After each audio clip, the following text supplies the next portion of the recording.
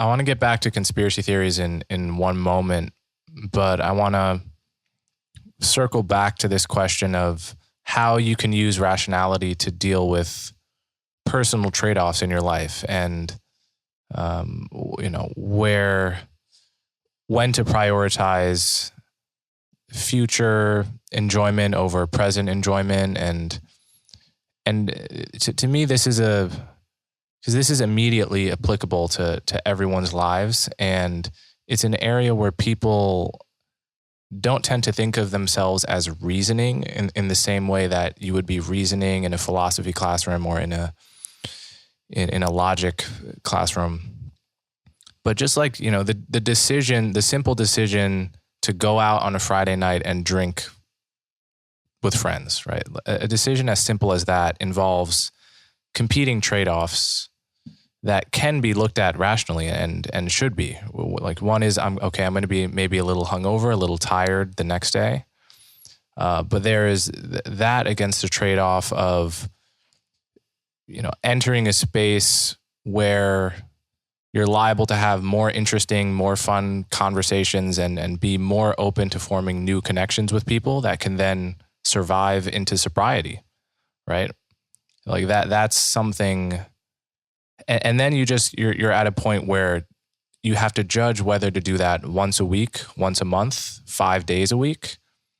And it's even more complicated than that, because it's not just that there's one thing trading off against another thing. There could be 10 things trading off against each other. And you don't only apply this to your life, right? This is how policy wonks judge policies and that's an area where we would be more inclined to say, okay, this economist is reasoning about the trade-off between increasing the minimum wage and increasing unemployment, say. But, we don't tend to think of ourselves as reasoning about our own choices and lifestyles. And I think that's one reason why reason has some of the bad PR it has, is because we don't realize that reason can be the gateway into, just like it could be the gateway into, partying less, it could be the gateway into having a little more fun, right? If you're judging the trade-offs in the wrong direction. And I say all that just to convey, and I think it's a major obstacle to your project, is just the sense people have that reason is not for me. It's like it's for the academics, it's for the people who are writing books and writing studies. It's not for just the average guy or girl on the street living his or her life. And it's like you're already doing it, and you can't choose not to do it. And doing more of it and doing it better is not only compatible with having more fun and deep enjoyment out of life, it's necessary to that project. So anyway, that's just sort of the reaction I had reading your book. I hope others do too. Yeah, once again, you've raised a number of I think, really deep points. One of them is that we're all capable of rationality, and I take pains to avoid the impression that one can get in reading the literature on human judgment and decision making, that humans are a bunch of boobs. We're saddled with these biases and fallacies. It's because we are just cavemen out of time. We have quick reactions so that we don't get eaten by leopards, and with the implication that it's only we psychologists, philosophers, statisticians that can make a claim to rationality. And I try to dispatch that idea early in the book with an extended discussion of the San people of the Kalahari Desert in South Africa and Botswana, formerly called the Bushmen, and how cerebral they are in hunting, how they have to engage in quite sophisticated reasoning in inferring what animal left behind which tracks and where they where the animal is and what condition it's in, its sex, its age, all of which they do by a kind of scientific reasoning. At least I consider it to be deserving of that term based on the work of Louis Liebenberg, who's lived with them for many decades. And likewise, when I reiterate some of the classic fallacies that anyone who's taken behavioral economics or cognitive psychology knows about, the base rate neglect, the gambler's fallacy, I try to not just say, well, aren't we a stupid species, but rather, here is why that mode of thinking actually is pretty useful in pretty narrow, circumscribed circumstances. It just can't scale, it can't generalize. And we're kind of trapping people into making these errors by hitting them with some circumstance that's unlike one in which that mode of reasoning ordinarily works pretty well. And I distinguish between ecological rationality and formal rationality. It's a distinction I borrowed from Lita Cosmides and John Tooby and Gerd Gigerenzer. And it refers to the distinction between having the ability to reason that's kind of baked together with your subject matter knowledge.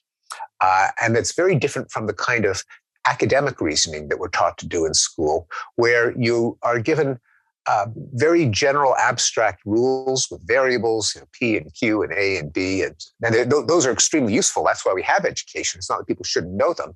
But in everyday life, they often are inapplicable. And this becomes clear when you, say, speak to people from a non-literate, non-educated culture, and or for that matter, sometimes our own students, and you realize there is a kind of rationality to what they say, even though it doesn't fit with the application of formal rules. Let me give you an example. This comes from the work of the great Russian psychologist Luria, who interviewed Russian peasants. And he asked them questions. He gave them problems like this. All animals in Siberia are white. Are the bears white? And the peasant says, well, how should I know? I've never been to Siberia. And he said, well, I just said all animals are white. And he says, well, that's not the kind of thing that you can figure out just by words. You got to see them. So he's kind of making a distinction between what philosophers call analytic versus synthetic, or theoretical versus empirical knowledge. Namely, there's some things you can't deduce. They're not like the Pythagorean theorem. You have to be an empiricist. You got to look.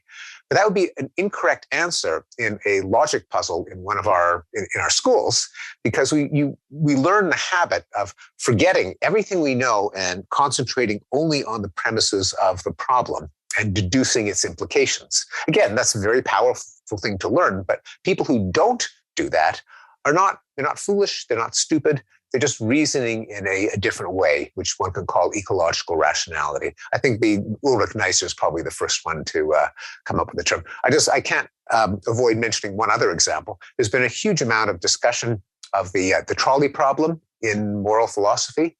The driver of a trolley has had a heart attack and keeled over. The trolley is careening down the tracks. It's about to plow into 5 workers who can't see it approaching, but you're at a switch and you can divert it into a sidetrack where it'll only kill 1 worker. Is it morally permissible to divert the trolley, and killing 1 instead of killing 5? Now, sometimes students hear this problem and they say, well, why don't you just shout, hey, there's a trolley coming, get out of the way. Now, that's in some ways, not a legitimate answer to that problem, considered as a thought experiment to clarify our intuitions. But of course, in real life, that's exactly what you should do. So this is another illustration of the difference between ecological and formal rationality, and one of the reasons not to bite off our species. Okay, that's a big digression, but getting back to the examples that you gave, say about deciding when and how much to let loose, to trade off sometimes very difficult, almost incommensurable values. There is a chapter in the book on rational choice theory or expected utility theory, on given that you can kind of weigh things at all, you'd prefer one thing to another, and that's a big if, but if you can, there is a kind of a beautiful mathematical body of knowledge from John von Neumann that tells you how you ought to do that. As long as you can make choices at all. In the case of, say, getting drunk now versus and then having a hangover tomorrow, you can weigh off how much pleasure do I get from being drunk versus how much discomfort do I have from being hungover. But on top of that, there's the time factor. Namely, how do I compare pleasure now versus pleasure a day from now, a week from now, a year from now, 10 years from now? And there isn't, it is a trade-off that we, in fact, all animals, all rational agents have to face. And the answer isn't, you shouldn't care about time. You shouldn't sacrifice your future self for your present self. There's a body of research from kind of economics, behavioral ecology, called discounting the future, on what is the optimal or rational way to do it. And the reason that you really should favor the present to some extent over the future is, you might be hit by a bus tomorrow, in which case any deferral of pleasure now for the future would have gone to waste. Or you might be planning for some future event, and the best made plans of mice and men go off to gley. You might have miscalculated. Maybe you're putting away funds for retirement, and the retirement fund goes bankrupt. So there is a way that one ought to discount the future. And of course, it doesn't make sense to scrimp and save all your life for a fantastic birthday bash when you turn 80. That really is not rational. You really should consume, enjoy as you live your life. The question is how much. And there is some reason to think that people tend to discount the future too steeply. That is, even though you really ought to favor the present over the future to some extent, people do it too much. They act as if they're going to die in a couple of years. And probably our ancestors had a high chance of dying within a couple of years. We can be expected to live into our 80s, but we're kind of stuck with the time trade-offs that aren't applicable to a more predictable and longer life society. But and that is a matter of rationality, and it is a kind of ecological rationality, because our folk wisdom already has some bits of advice of common wisdom that acknowledges that we are apt to overvalue the present compared to the future. Like advice like, say for a rainy day, count to 10 before you explode, control your anger. A little more rudely, the male-to-male advisory for discretion in sexual matters, keep your pecker in your pocket. There's a whole set of sayings of, don't blow it now, think about the future, think twice, hold your horses. So that's already in our value, our belief system, and it is a part of rationality that, as you point out, we already stick to. In addition, of course, there's the trade-off between what's good for me and what's good for someone else. So in terms of the costs of getting drunk, you really ought to factor in the risks to others from driving drunk or for getting into fights. And so it isn't just a matter of you. And as soon as you realize that, me, you, it kind of makes no difference, rationally speaking. We're all people. We all experience pain and pleasure.